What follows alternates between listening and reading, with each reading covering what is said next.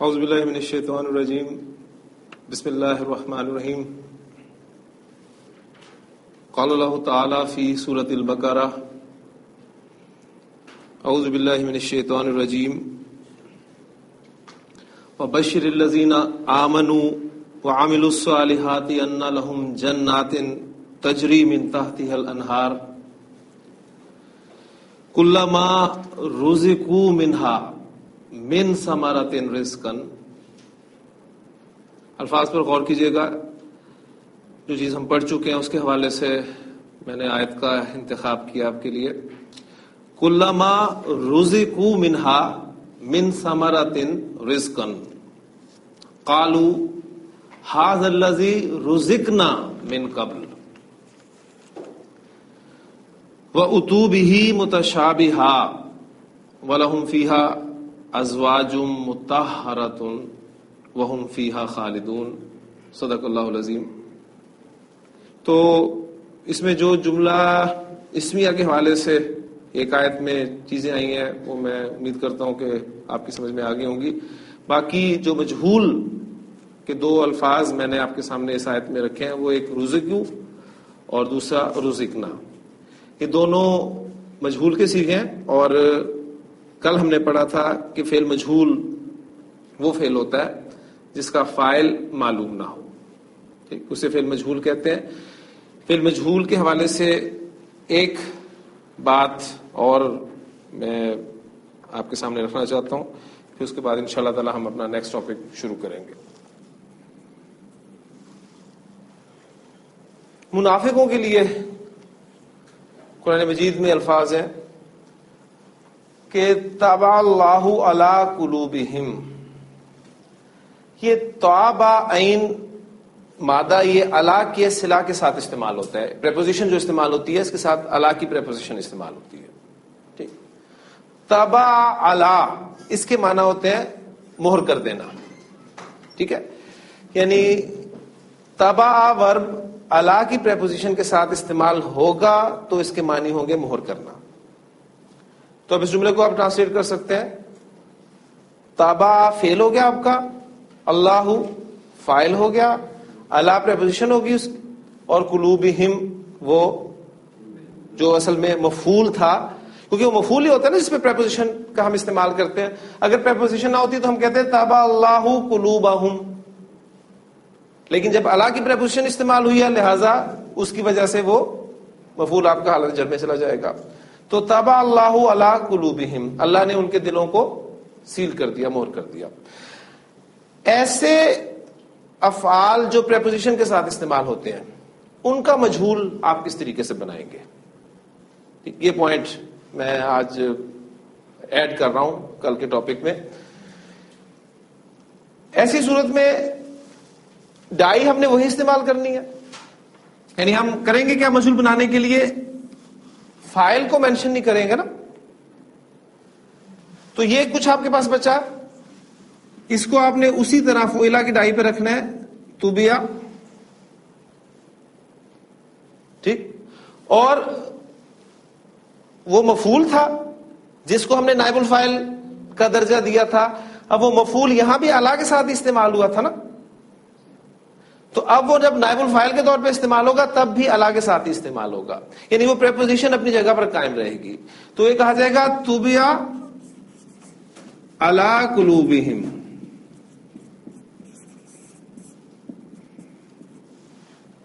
ان کے دلوں کو مہر کر دیا گیا. سورۃ المنافقون میں الفاظ ہے ذالک بانہم آمنوا ثم کفروا. یہ ان کا حال اس وجہ سے ہے کہ پہلے وہ ایمان لائے تھے پھر انہوں نے کفر کیا. فطبع علی قلوبہم، تو ان کے دلوں کو سیل کر دیا گیا، ان کے دلوں کو مہر کر دیا گیا. اور یہ بات تو ہم طے کر چکے ہیں کہ ہمارا جو مجہول ہے وہ متعدی افعال سے بنے گا، لازم افعال سے مجہول نہیں بنے گا. جیسے ذہب ورب ہے ہمارا، وہ گیا، اس سے آپ مجہول نہیں بنائیں گے. کیونکہ لازم فعل ہے. ہاں اگر آپ اسے بنانا چاہتے ہیں تو پہلے اسے آپ کو متعدی کرنا پڑے گا. ذہبہ کے معنی جانا، اور ذہبہ کے بعد جب با کی پریپوزیشن استعمال ہوتی ہے تو پھر اس کے معنی ہوتے ہیں لے جانا. اب یہ متعدی بن گیا تو اس سے اب آپ مجہول بنا سکتے ہیں ذہبہ بی. اب وہ پریپوزیشن ساتھ ہو رہے گی. یہ آگے کی باتیں ہیں. مجہول کے بعد آج ہم اپنا نیا ٹاپک شروع کرنے لگے. قرأ علی کتابا. ایک سادہ جملہ فعلیہ میں نے آپ کے سامنے لکھا ہے. قرأ اس میں فعل ہے، علی فاعل ہے کیونکہ آپ کو حالت رفع بتا رہی ہے، اور کتاباً آپ کا مفعول ہے، حالت نصب میں استعمال ہوا ہے.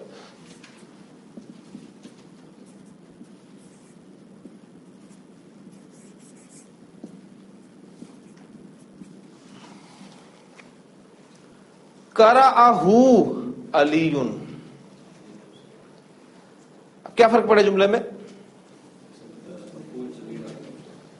کتاب کی جگہ پر میں نے ضمیر استعمال کی، یعنی وہ ظاہر تھا، اسی جگہ پر میں نے ضمیر استعمال کی. اور اب چونکہ ہمارا فاعل ظاہر ہے اور مفعول ضمیر ہے تو میں نے اس مفعول کو فاعل کے فعل کے ساتھ اٹیچ کر کے استعمال کیا. ایسے ہی ہے نا؟ یعنی جو نارمل ترتیب کی بات اصل میں کر رہا ہوں، آپ نے ذہن میں بات رکھنی ہے. یہ میں آپ کو سمجھا رہا ہوں ترتیب کے حوالے سے کہ نارمل ترتیب ہماری جملہ فعلی میں فعل، فاعل اور مفعول کی ہوتی ہے، لیکن کچھ صورتیں ایسی ہوں گی جس میں آپ کو اس سے ذرا ہٹنا پڑے گا. قرأہ علی. ایک بات، ہم مفعول کو فاعل سے پہلے بھی لا سکتے ہیں. یعنی اس اوپر والے جملے کو قرأ کتابا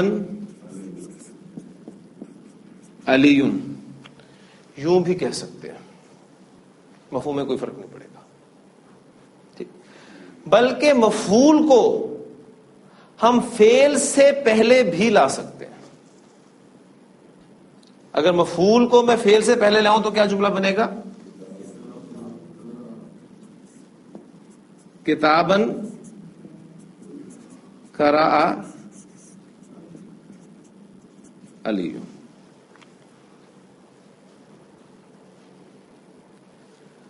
نارمل ترتیب فاعل اور مفعول آگے پیچھے ہو سکتے ہیں، یہاں تک کہ آپ مفعول کو فعل سے پہلے بھی لا سکتے ہیں. مفعول کے فعل سے پہلے آنے کی صورت میں وہ جملہ فعلیہ ہی رہتا ہے.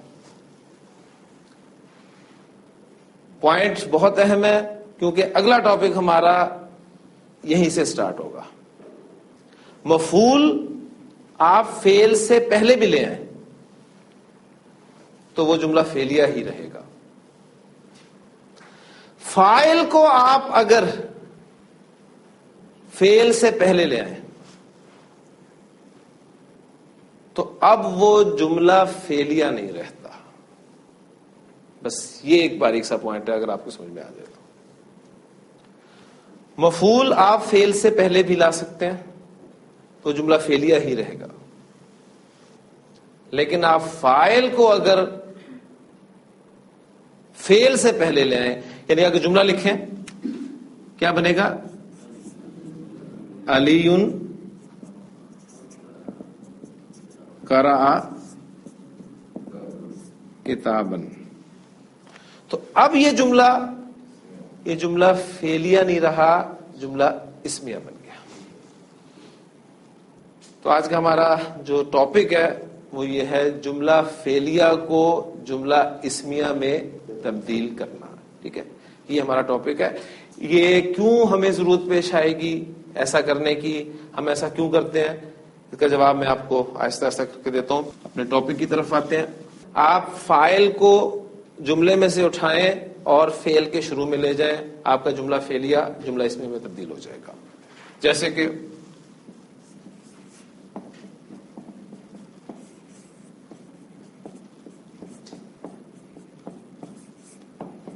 خلق اللہ الارض، اللہ نے زمین کو پیدا کیا. میں آپ سے کہتا ہوں کہ یہ آپ کا جملہ فعلیہ ہے، اس کو آپ جملہ اسمیہ میں تبدیل کریں. تو کرنا کیا آپ نے؟ فاعل کو اٹھانا ہے، ذہن میں رکھیے گا فاعل کو. مفعول کو اگر آپ شروع میں لے جائیں گے تو وہ جملہ فعلیہ ہی رہے گا، یعنی الارض خلق اللہ، وہ جملہ فعلیہ رہے گا. مفعول کے شروع میں آنے سے کوئی فرق نہیں پڑتا. لیکن جب آپ فاعل کو فعل کے شروع میں لے جاتے ہیں تو اب وہ جملہ فعلیہ نہیں رہتا بلکہ جملہ اسمیہ بن جاتا ہے. تو جملہ اسمیہ میں جب کنورٹ کریں گے تو یہ بن جائے گا آپ کا اللہ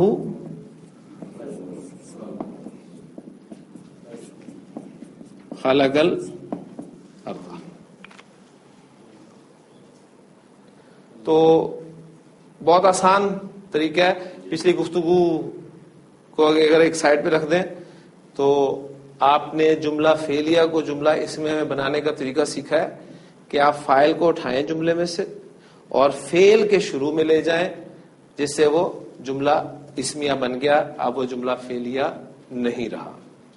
ٹھیک، اب جملہ اسمیہ بن گیا تو اب اس جملہ فعلیہ والے قواعد سب ختم، اب جملہ اسمیہ والے قواعد شروع ہو جائیں گے.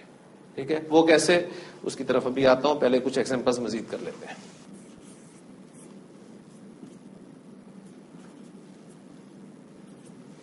دخل المعلم، معلم داخل ہوا.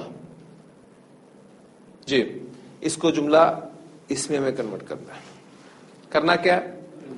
فاعل کو اٹھائیں، فعل کے شروع میں لے جائیں.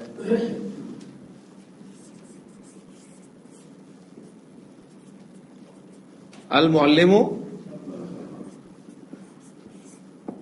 داخل.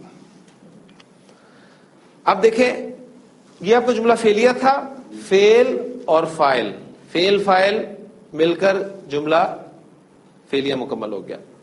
اب یہ جملہ اسمیہ بن گیا.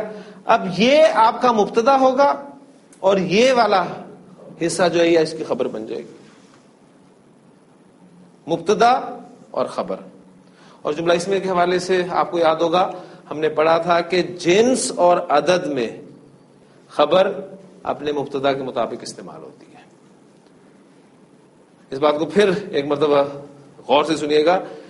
جملہ اسمیہ کے قواعد کیا تھے کہ جملہ اسمیہ میں خبر جنس اور عدد کے اعتبار سے مبتدا کے مطابق استعمال ہوتی ہے، کیونکہ اس کا تعلق اب اگلے جملے سے ہے.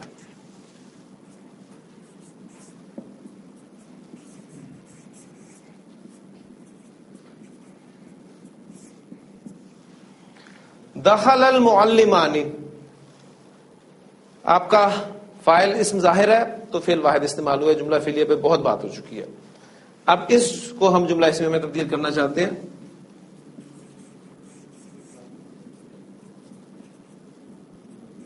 المعلمانی، اب یہ آپ کا مبتدا ہے، جنس اور عدد کے اعتبار سے جنس مذکر اور عدد مثنی. تو اب جو خبر استعمال ہوگی وہ بھی مثنی استعمال ہوگی. تو دخلا کے بعد والا صیغہ کون سا ہے؟ دخلا. المعلمانی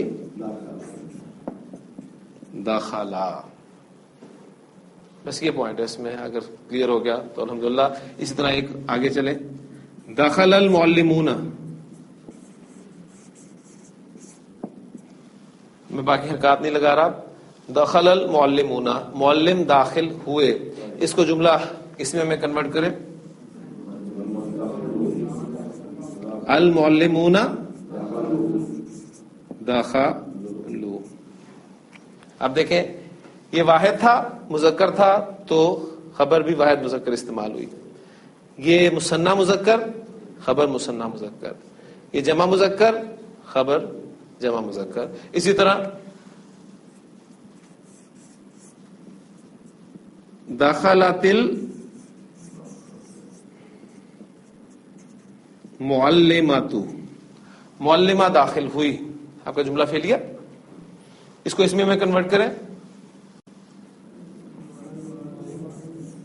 المعلمات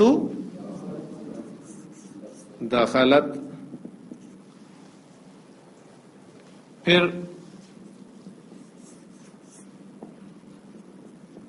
دخلت المعلمتانی، دو معلمات داخل ہوئی، اس کو جملہ اسمیہ میں کنورٹ کریں، المعلمتانی دخلتا،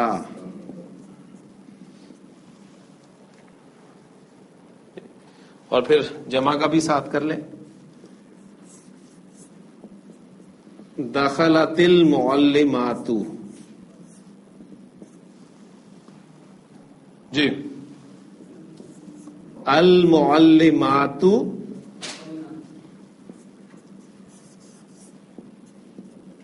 دخل. بس یہ ہمارا آج کا چھوٹا سا ٹاپک ہے، لیکن ہم اس کی پریکٹس کریں گے ایگزامپل کے ساتھ انشاءاللہ تعالی. بس پوائنٹ سمجھنے والا یہ ہے کہ دیکھیں جملہ فعلیہ ہم نے جسے کہا تھا وہ فعل سے شروع ہونے والا جملہ جملہ فعلیہ تھا. آپ کا فاعل اگر اسم ظاہر ہے تو فعل واحد ہی میں نے استعمال کیا ہے، چاہے فاعل واحد ہو، مثنیٰ ہو، جمع ہو، لیکن جنس کا میں نے لحاظ رکھا ہے. مذکر کے لیے مذکر فعل، مؤنث کے لیے مؤنث فعل.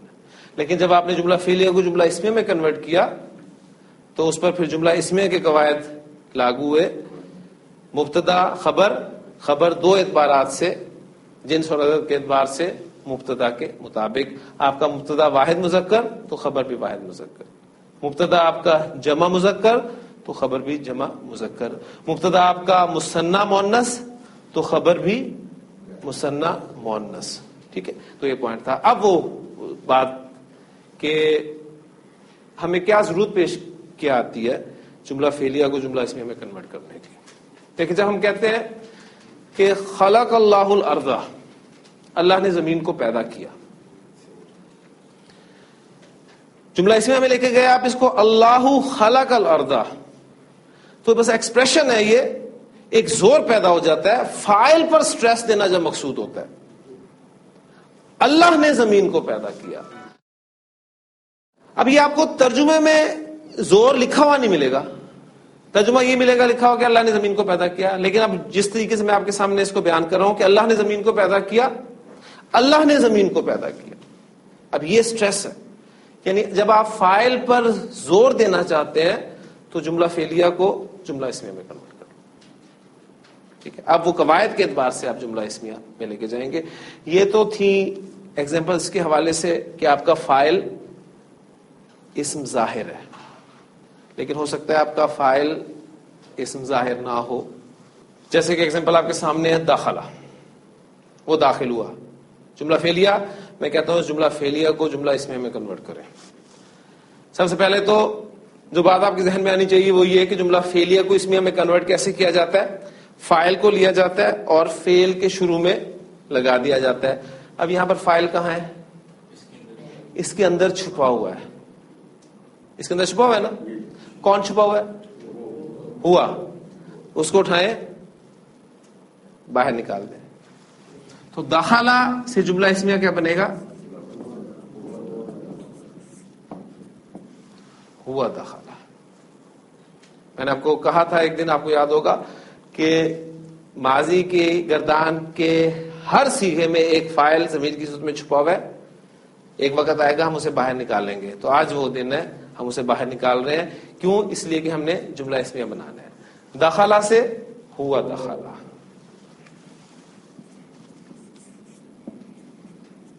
دخلہ ہما، اس کے اندر کون چھپا ہوا ہے؟ ہما دخلہ. دخلو،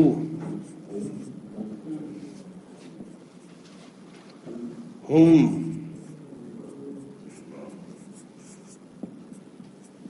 دخلو. کلیئر؟ اسی طرح دخلت سے ہیا دخلت، دخلتا ہما دخلتا، دخلنا ہننا دخلنا.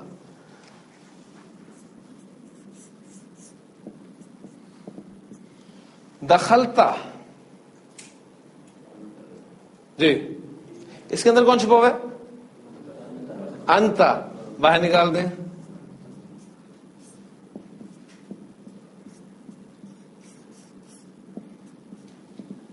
انتا دخلتا.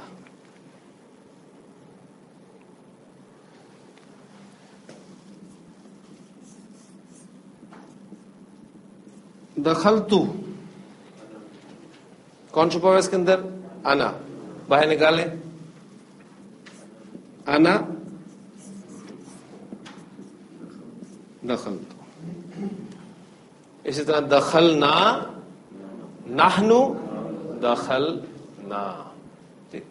تو جب آپ کا فاعل ضمیر کی صورت میں ہے اور آپ اس کو جملہ اسمیہ میں تبدیل کرنا چاہتے ہیں تو اس ضمیر کو باہر نکال لیں. اور اگر ظاہر کی صورت میں ہے تو وہ تو بڑا آسان ہے، آپ اسے جملے میں سے اٹھائیں، فعل کے شروع میں لے جائیں اور فعل میں تبدیلی لے آئیں اسی فاعل کے مطابق جو کہ اب مبتدا ہوگا، اب وہ فاعل نہیں کہلائے گا جملے میں. ٹھیک.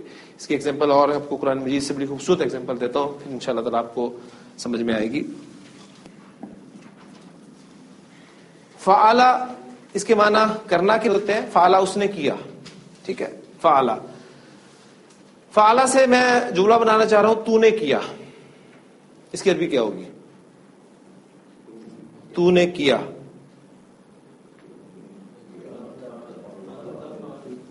ہاں جی، گردان چلے. سمپل آپ کا فاعل ضمیر کی صورت میں ہے نا، تو گردان چلے. فعلا، فعلا، فعلو، فعلت، فعلتا، فعلنا، فعلتا.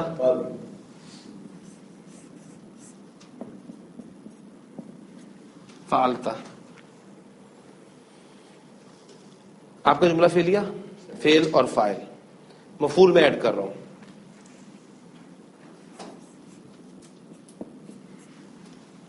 فعلتا ھذا کیا ترجمہ ہوگا؟ تو نے یہ کیا.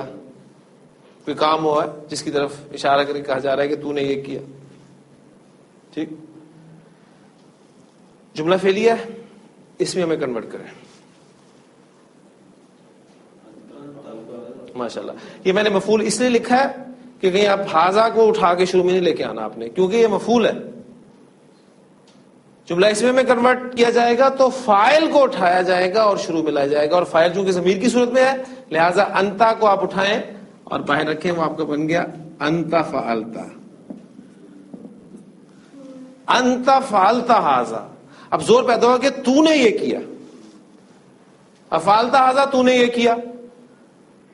انتا فعلتا ھذا تو نے یہ کیا. زور پیدا ہو گیا نا. اچھا اس کو سوالیہ بنائیں. ہم آیا حال استعمال کرتے ہیں نا، ٹھیک ہے، چاہے جملہ اسمیہ ہو چاہے جملہ فعلیہ ہو. یعنی سوالیہ وہ والا سوال ہے کیا تو نے یہ کیا، اس کا جواب ہاں یا نہ میں ہوگا. تو اس کے لیے آپ آ لگا دیں، حل لگا دیں، آ لگا دیں تو کیا بن جائے گا آپ کا انتا فعلتا ھذا. کیا تو نے یہ کیا. ابھی دیکھیں زور پیدا ہوا ہے صرف اس جملہ فعلیہ کو جملہ اسمیہ میں کنورٹ کرنے سے. اب بڑے خوبصورت الفاظ ہیں قرآن مجید میں سورۃ الانبیاء میں کہ جب حضرت ابراہیم علیہ السلام نے ان کے معبد میں جا کے ان کے تمام بتوں کو توڑ دیا، فجعلہم جذاذا، پر اس نے کر دیا ان کو، بنا دیا ان کو ٹکڑے ٹکڑے، الا کبیرا، سوائے ان میں سے بڑے کو. اب جب وہ واپس آئے ہیں تو کیا الفاظ تھے قرآن مجید نے جو ان کے نکل گئے کہ من فعل ھذا بآلہتنا، من فعل ھذا بآلہتنا، ہمارے معبودوں کے ساتھ یہ کس نے کیا. اب انہوں نے کہا کہ ایک نوجوان ہے وہ ان کا برے انداز میں ذکر کرتا ہے، یقال لہ ابراہیم، اسے ابراہیم کہا جاتا ہے. تو انہوں نے کہا اچھا بلاؤ. اب حضرت ابراہیم علیہ السلام کو جب انہوں نے بلایا ہوگا، اللہ کے رسول تو ظاہر ہے وہ انہیں مانتے نہیں تھے، تو ایسا کبھی نہیں ہوگا کہ وہ ادب سے احترام سے ہاتھ باندھ کر کھڑے ہو گئے ہوں گے ان کے لیے، اور انہوں نے پوچھا ہوگا کہ پلیز آپ ذرا بتائیے کیا آپ نے ہمارے معبودوں کے ساتھ یہ کیا. اب یہ وہ ایکسپریشن جو ہے یہ ایکسپریشن کہاں سے آئے گا؟ یہ ایکسپریشن آپ کو قرآن مجید بتائے گا جملہ اسمیہ کے ذریعے سے. اب وہ غصہ یعنی ایک شدید قسم کی. اب دیکھیں کیفیت کیا کہ سب بتوں کو توڑ دیا. قرآن نے کہا نا اللہ کبیرن، سوائے ان میں سب سے بڑے کے، ایک جو ان میں سب سے بڑا تھا اس کو چھوڑ دیا، اور وہ آلہ جو تھا آلہ قتل وہ اس کے کندھے پہ لٹکا دیا اور سکون سے بیٹھ گئے. حضرت ابراہیم علیہ السلام کو اللہ تعالیٰ نے ایک خاص انداز جو ہے وہ عطا کیا بات سمجھانے کا. یعنی بات وہ ایسے سمجھاتے تھے کہ اندر سے انسان کے واقع نکل جاتا تھا کہ بات بندے کی ٹھیک ہے. تو اسی طریقے کو انہوں نے اختیار کرتے ہوئے جب طریقہ اپنایا تو جب سامنے آئے تو اب انہوں نے جو انداز جس انداز سے پوچھا ہوگا غصے سے اور وہ دانت پیستے ہوئے، کیا انت فعلت ھذا بآلہتنا یا ابراہیم. اب دیکھیں اگلے الفاظ ہیں وہ بھی آپ الحمدللہ کر سکتے ہیں. انت فعلت ھذا بآلہتنا. الہن کہتے ہیں معبود کو، الہن اسی جمع استعمال ہوتی ہے آلہتن. ٹھیک ہے، آلہتن اور پھر آلہتنا ہمارے معبود. ہمارا تو انما الہکم الہ واحد، ٹھیک ہے، لیکن ان کے اعتبار سے اگر اس کو سمجھیں تو آلہتنا ہمارے معبود، بآلہتنا ہمارے معبودوں کے ساتھ. سمپل با کا ترجمہ جو ساتھ کے معنی میں کرتے ہیں. انت فعلت ھذا بآلہتنا، کیا تو نے یہ کیا ہے ہمارے معبودوں کے ساتھ. اور پھر آگے الفاظ ہیں یا ابراہیم.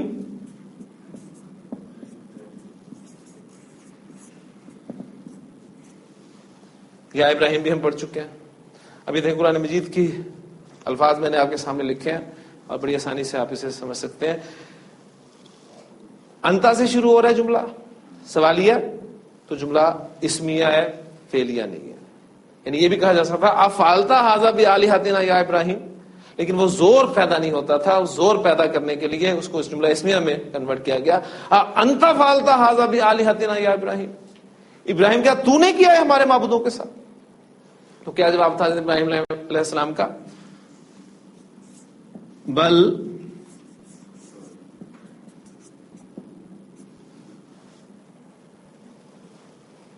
بل فعلہ کبیرہم ھذا. اب یہ دیکھیں کبیرہم ھذا، یہ کنسٹرکشن میں نے آپ کو کروائی تھی اس وقت، یاد ہوگا آپ کو، جب مرکب اضافی میں اشارے کا استعمال میں نے آپ کو کرایا تھا. ان کے اس بڑے نے،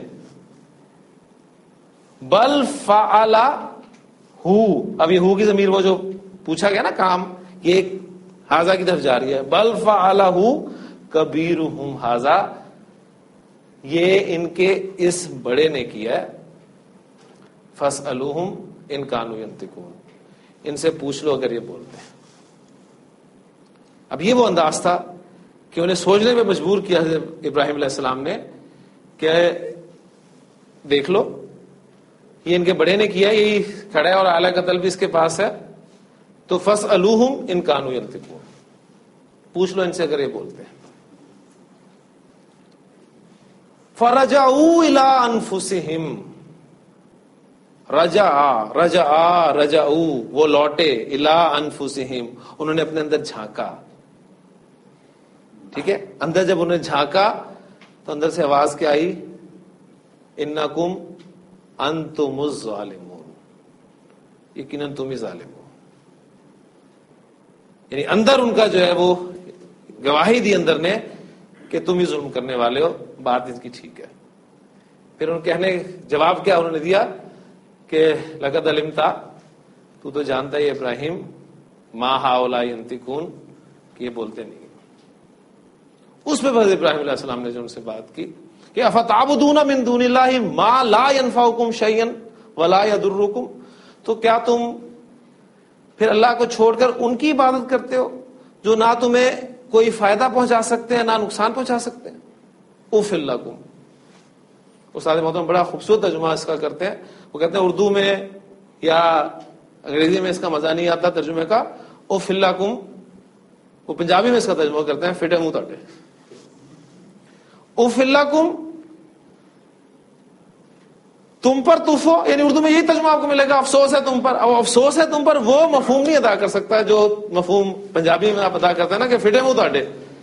اوفل لکم ولما تعبدون من دون اللہ، تمہارے بھی اور ان کے بھی جن کی تم عبادت کرتے ہو اللہ کو چھوڑ کر. افلا تعقلون، وہ عقل نہیں کرتے.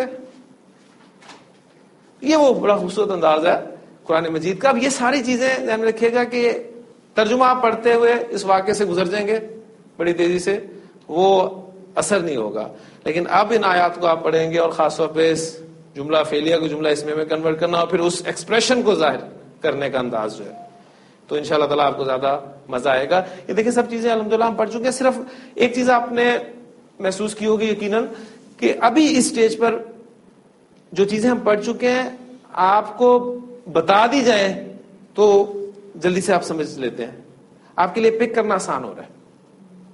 یعنی پڑھنے کے بعد سمجھانے پر آپ کو سمجھ میں آ رہی ہے, لیکن ایک وقت انشاءاللہ تعالیٰ ایسا آئے گا کہ آپ پڑھیں گے اور خود سمجھیں گے انشاءاللہ تعالیٰ. لیکن پہلا سٹیج ذہن میں رکھیے گا یہ ہے.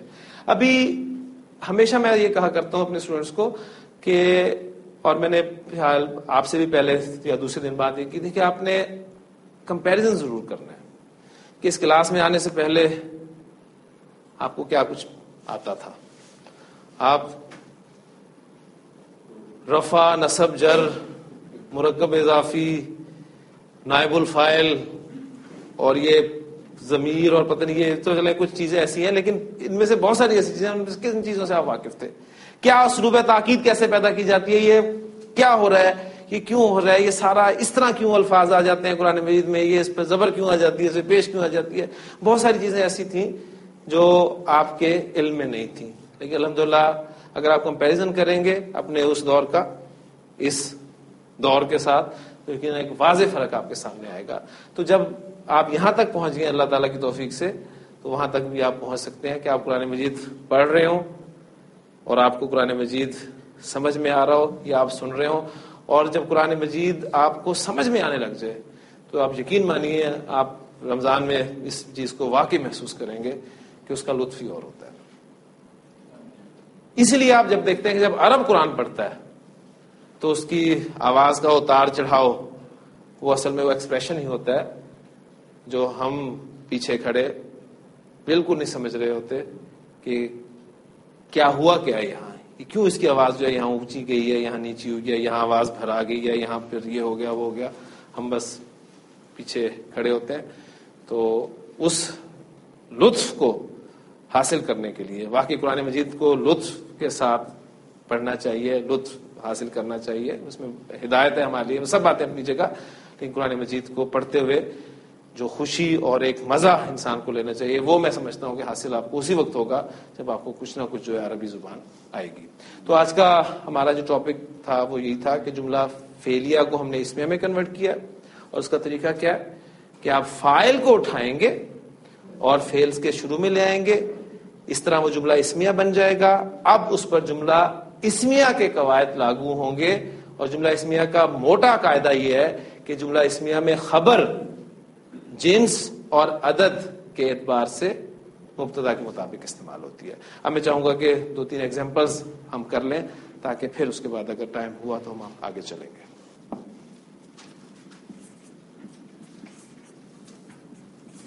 جلس الولدانی امام المعلمی.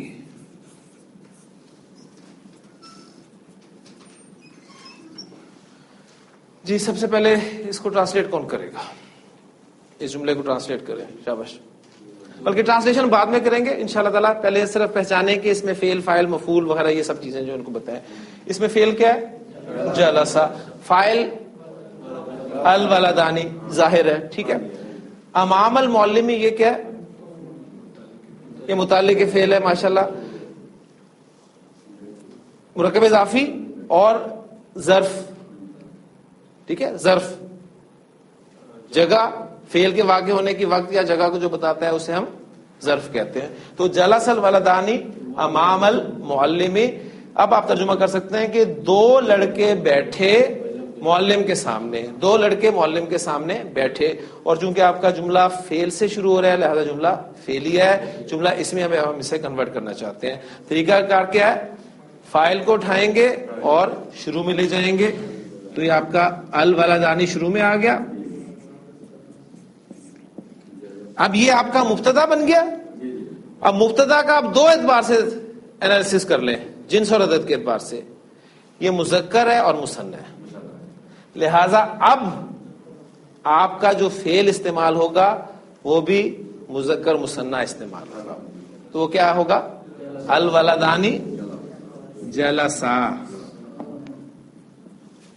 الولدانی جلسا امام المعلم. یہ وہ ویسے کا ویسے رہے گا. کلیئر؟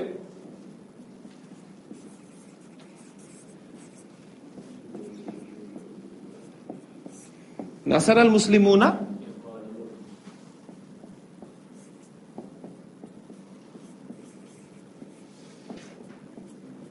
اخوانہم. جی اس میں فعل کیا ہے؟ نصر فاعل ہے، المسلمون ظاہر ہے، اخوانہم کیا ہے؟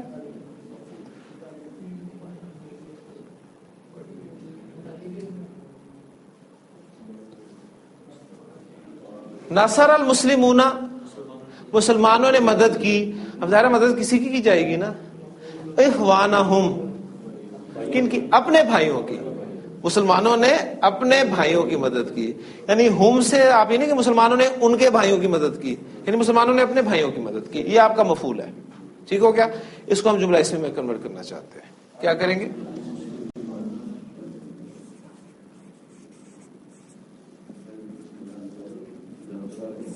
المسلمون. ابھی آپ کا مبتدا بن گیا نا.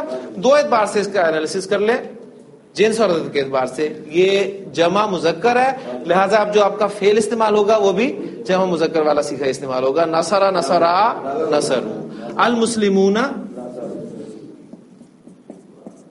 نصروا اخوانہم.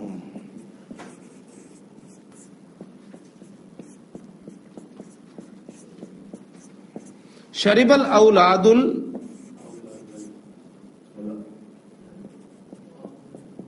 لبنا. جملہ فعلیہ اس میں کنورٹ کریں.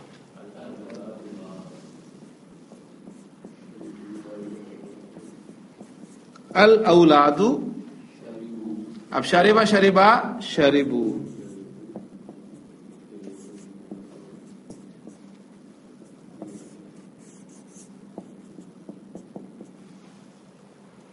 اب یہاں دیکھیں آپ کو دو الف خالی نظر آئیں گے، ایک شریبو کا اور ایک اللہ بنا کر. اور وہاں دیکھیں صرف، اور بلکہ یہ واؤ کے اوپر جو ساکن نظر آ رہا ہے یہ بھی نہیں آپ کو لکھا ملے گا.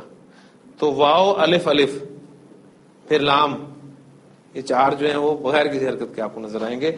با کی پیش ڈائریکٹ لام کے ساتھ جا کے ملے گی. الاولاد شرب اللبن.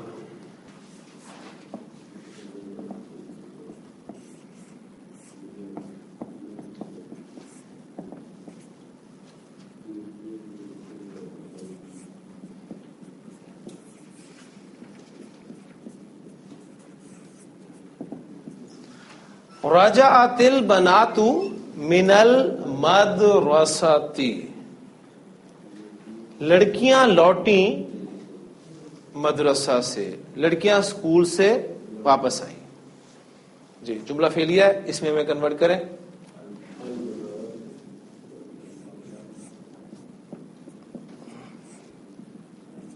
البنات. اب اس کا تعین کر لیں، جمع مؤنث، لہذا اب جو فعل آپ استعمال کریں گے وہ جمع مؤنث کا فعل استعمال ہوگا. رجع سے گردان کریں، جمع مؤنث کے صیغے تک جائیں. رجع رجعا رجعو رجعت رجعتا رجعنا. البنات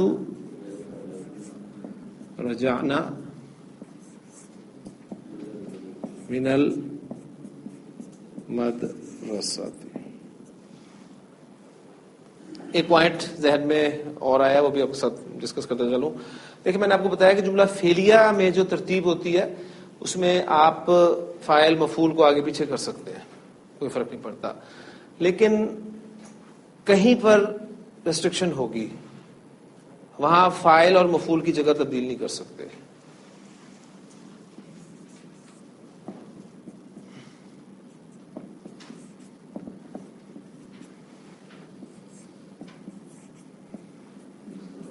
یہ نارمل ترتیب ہے.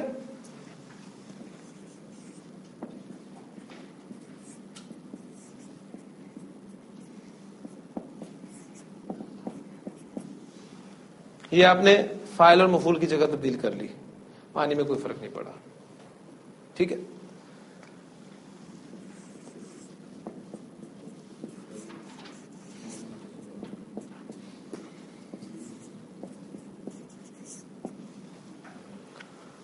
نصر عیسیٰ موسیٰ، اب جملے کا کیا معنی ہے؟ عیسیٰ نے موسیٰ کی مدد کی. اب آپ چاہیں کہ جی فاعل اور مفعول کی جگہ تبدیل کرنے سے کوئی فرق نہیں پڑتا، لیکن اب آپ تبدیل کریں گے تو فرق پڑ جائے گا. اب وہ متکلم بات کرنے والے کا مقصد فوت ہو جائے گا، لہذا یہاں پر آپ فاعل اور مفعول کی جگہ تبدیل نہیں کر سکتے. ٹھیک ہو گیا. ایک چھوٹا سا پوائنٹ اور،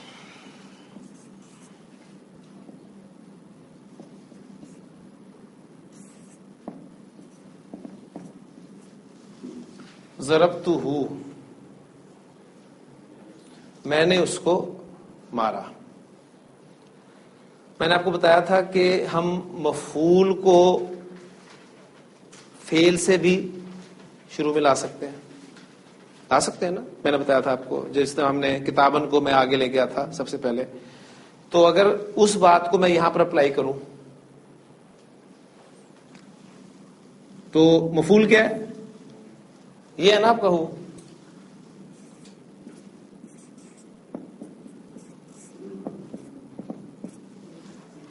یہ بنا نا، یہ شکل بنی نا.